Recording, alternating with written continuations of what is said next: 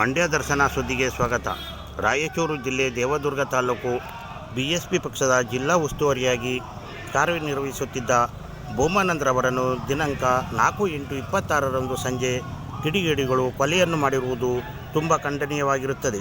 ಈ ಸಂಬಂಧ ರಾಜ್ಯ ಪೊಲೀಸ್ ಮಹಾನಿರ್ದೇಶಕರಾದ ಡಾಕ್ಟರ್ ಸಲೀಂರವರಿಗೆ ರಾಯಚೂರು ಜಿಲ್ಲಾ ಪೊಲೀಸ್ ವರಿಷ್ಠಾಧಿಕಾರಿಗಳಾದ ತಕ್ಷಣವೇ ಬಂಧಿಸಿ ಕಠಿಣ ಕಾನೂನು ಕ್ರಮ ತೆಗೆದುಕೊಳ್ಳಬೇಕೆಂದು ಬಹುಜನ ಸಮಾಜವಾದಿ ಪಾರ್ಟಿ ತಿಪಟೂರು ತಾಲೂಕು ಸಮಿತಿ ತಿಪಟೂರು ತಹಸೀಲ್ದಾರರವರಿಗೆ ಈ ಮೂಲಕ ಸರ್ಕಾರವನ್ನು ಒತ್ತಾಯಿಸಿ ಆಗ್ರಹಪಡಿಸಿದೆ. ಈ ಸಂದರ್ಭದಲ್ಲಿ ತಿಪಟೂರು ಬಹುಜನ ತಾಲೂಕು ಅಧ್ಯಕ್ಷ ಶೆಟ್ಟಿಹಳ್ಳಿ ಶಿವಣ್ಣ, ಮಾದರ ಮಹಾಸಭಾ ಅಧ್ಯಕ್ಷರಾದ ಶಾಂತಪ್ಪ ಕೊಪ್ಪ, ಉಪಾಧ್ಯಕ್ಷರಾದ ರಂಗಸ್ವಾಮಿ, ಕಾರ್ಯದರ್ಶಿಗಳಾದ ಶಿವಕುಮಾರ್, ಜಿಲ್ಲಾ ಕಾರ್ಯಕಾರಿ ಸಮಿತಿ ಸದಸ್ಯರಾದ ರಾಘವೇಂದ್ರ, ರಮೇಶ್ ಪ್ರತಿಭಟನೆಯಲ್ಲಿ ಪಾಲ್ಗೊಂಡಿದ್ದರು.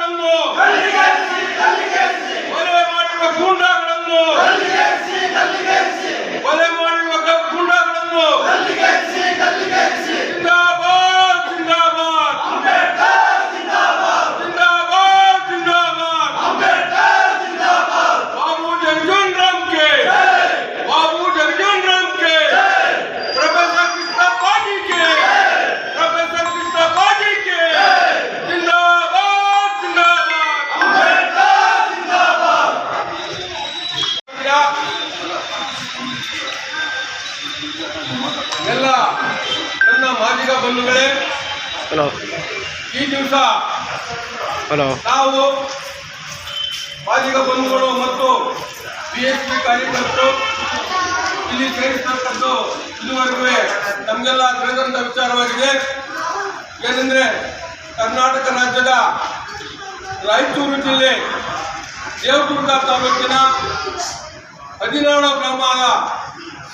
ಹಿಂಡಿನಾಳ ಗ್ರಾಮದ ಭೀಮಾನಂದ ಎಂಬ ಯುವಕ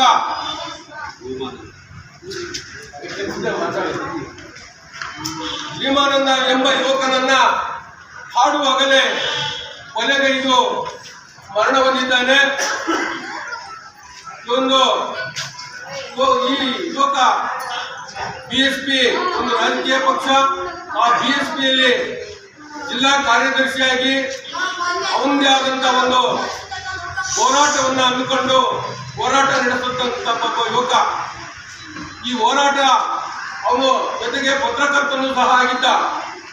ಕಾರಣ ಇಷ್ಟೇ, ಅವನು ಆ ಒಂದು ದೇವದುರ್ಗ ತಾಲೂಕಿನಲ್ಲಿ ಏನು ಈ ಮಟಕ ದಂಧೆ, ಇಸ್ಪೀಡ್ ಆಡತಕ್ಕಂಥವರು, ಇಂಥ ಹಲವಾರು ಕೃತ್ಯಗಳನ್ನು ಮಾಡತಕ್ಕಂಥ ಇದ್ದವನ್ನ ಪೊಲೀಸ್ಗೆ ಮತ್ತು ಪತ್ರಿಕೆಯಲ್ಲಿ ಬರುವ ಹಾಗೆ ಅವರ ಹೆಸರುಗಳನ್ನ ಮಾಡಿದಾಗ ಈ ಒಂದು ಯುವಕನನ್ನ ಇವರು ಈ ರೀತಿ ಮಾಡ್ತಾವ್ರೆ ಅಂತ ಹೇಳಿ ಅವನಿಗೆ ಬರುವಾಗ ತನ್ನ ಹೆಂಡತಿನ ಆಸ್ಪತ್ರೆಗೆ ಕರೆದುಕೊಂಡು ಹೋಗಿ ಮನೆಗೆ ಬಿಡುವಂತ ಪರಿಸ್ಥಿತಿಯಲ್ಲಿ ಯಾರೋ ಒಬ್ಬ ಕಾಲ್ ಮಾಡಿ ಬಾರಪ್ಪ ಏನೋ ಮಾತಾಡಬೇಕು ಅಂತ ಹೇಳಿ ಕರೆದು ಏಕಾಏಕಿ ಬರುವ ರಸ್ತೆಯಲ್ಲಿ ನಿಲ್ಲಿಸಿ ಚಾಕು, ಕೊಡ್ಲಿ ಮತ್ತು ಇತರೆ ಆಯುಧಗಳನ್ನು ಬಳಸಿ ಅವನನ್ನ ಆಡುವಾಗಲೇ ಕೊಲೆ ಮಾಡಿದ್ದಾರೆ.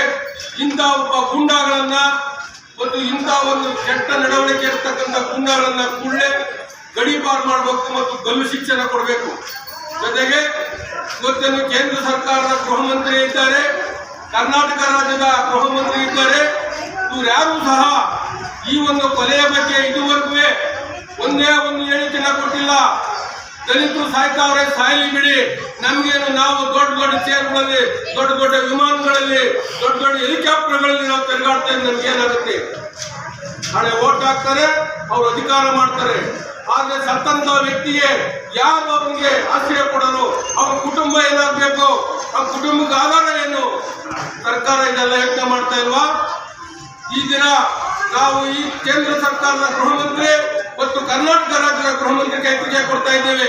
ನೀವೇನಾದರೂ ಇದ್ರ ಬಗ್ಗೆ ಸರಿಯಾದ ಕಾನೂನನ್ನ ಜನಿಸಿ ಪೊಲೀಸ್ ಇಲಾಖೆಗೆ ಸರಿಯಾದ ಅಧಿಕಾರವನ್ನು ಕೊಟ್ಟಿದ್ದೆ ಆದರೆ ಅವರಿಗೆ ಕೂಡಲೇ ಅವರಿಗೆ ಗಲ್ಲು ಶಿಕ್ಷೆ ಆಗುತ್ತೆ ಮತ್ತು ಗಡೀಪಾರನ್ನ ಮಾಡ್ತಾರೆ.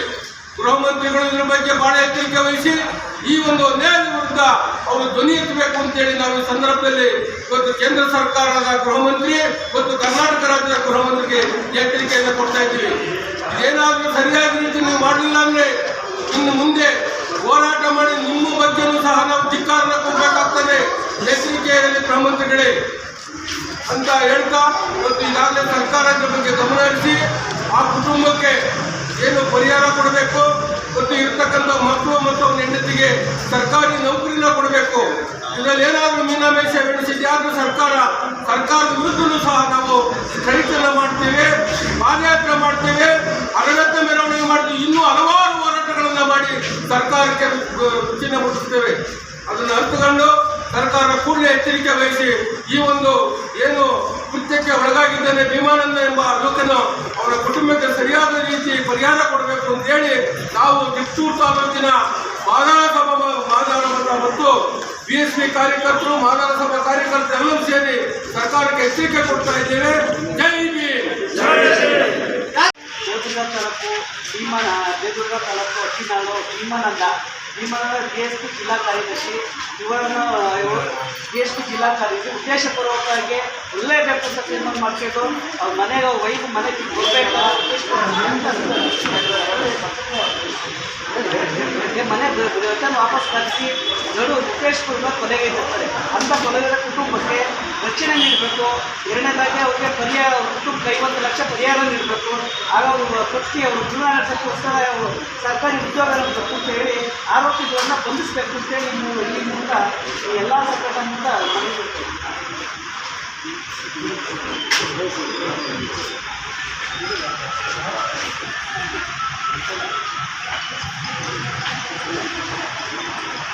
ಮನವಿ